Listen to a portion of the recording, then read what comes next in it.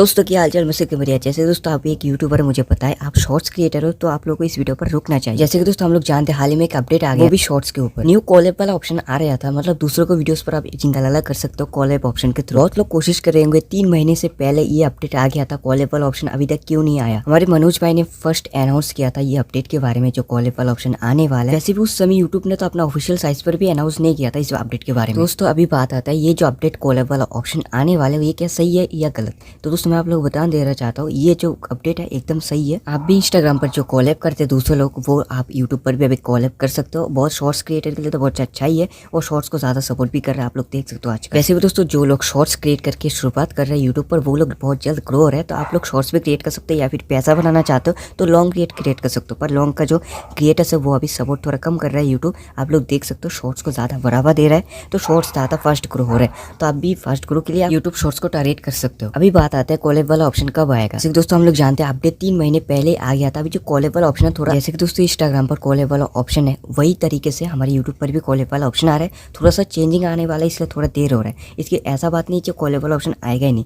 आएगा जरूर से, थोड़ा टाइम लेगा। और आप लोगों को बस थोड़ा वेट करना है। हर एक क्रिएटर शॉर्ट्स क्रिएटर बनना चाहते हैं, हर एक यूट्यूबर आजकल देखना इधर से कॉलेब वाला ऑप्शन आने के बाद यूट्यूबर बनने वाला है। तो आप लोग भी इंतजार करो, या फिर ऐसे कॉलेब वीडियो के बगैर भी आप रिएक्शन वीडियोस बना सकते हो।